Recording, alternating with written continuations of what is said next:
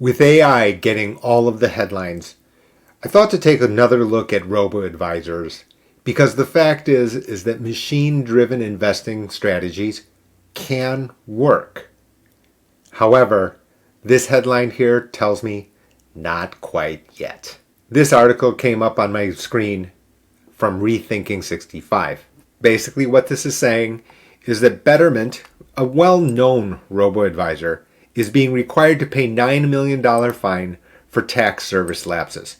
This is exactly the type of headline I don't want to see. The fact is that AI can reduce or eliminate a lot of biases. A lot. There are so many behavioral biases when it comes to thinking about money, and especially when thinking about investment strategy.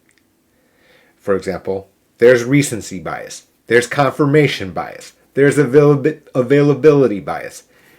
You can go and type it in Google. You can look for behavioral biases in investing, and out will come, a million articles or something like that. One of the clear advantages that robo-investing could do, in theory, is to reduce your taxes. Here on Jay's Corner, I've been making a point of this, that what matters to you, what matters to everyone, is the post-tax net worth. My financial planning clients are focused solely on this number. There are a lot of moving parts. There's healthcare cost. There's your income, getting the maximum income, which is what you're used to when you're 45. However, as you start to think about retirement, 60, beyond, hopefully maybe even retiring early, you've got to think about, okay, how do we preserve what we have to the most efficient degree? Out goes your thought of, okay, well, I'm trying to rise up to a certain level at my company or try to attain some type of professional status.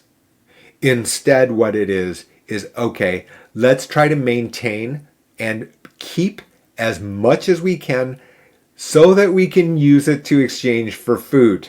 And you can understand, I'm using a simple analogy in order for people to understand where I'm going. The issue here is that robo-advisors should be able to change the portfolio dynamically as we go based on market movements in order to maintain the return on a post-tax basis.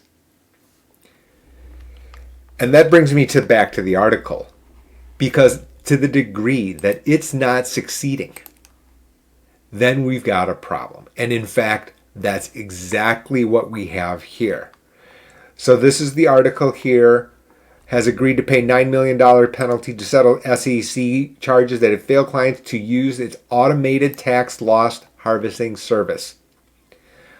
So for newcomers, tax loss harvesting is in fact the way that people sell securities and buy other securities in order to both, number one, maintain your overall portfolio risk tolerance stance position, and also, number two, try to minimize your capital gains taxes.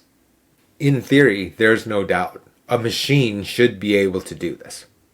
In fact, I can tell you that for me, tax loss harvesting is a year-round practice, not something that simply occurs in the end of December when you receive some statement from your mutual fund company.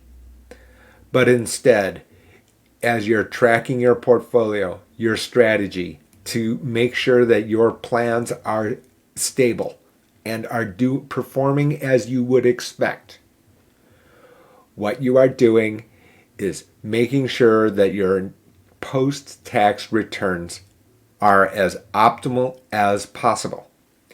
In that way, artificial intelligence, robo-advisory should be able to work. That said, you can see the SEC thought differently. Problems with Betterment's TLH service adversely impacted more than 25,000 client accounts, lost approximately $4 million in potential tax benefits. Now, $4 million in the scheme of things is not a tremendous amount of money. But what you can see is that that's not actually the point, because it charged Betterment made misstatements and omissions about tax law and highway services, failed to provide clients with notice of changes to contracts, and didn't maintain certain books and records. So while the headline is that in fact that the tax services lapses looks like there were, optimization problems, that's probably not it. What it is instead is the fact that this particular advisor in this particular instance wasn't being transparent enough with you, the 25,000 clients. So while I do believe that Robo-Advisor, active investing, AI-assisted portfolio optimization, that these are going to be very, very useful tools in the future, just not yet. Hopefully you've liked today's video. Be sure to like, subscribe, stay in touch with Jay's Corner. I'll be providing insight on different financial topics across the board for every age division, from the time that you're a millennial, just getting started, all the way through retirement. Thanks.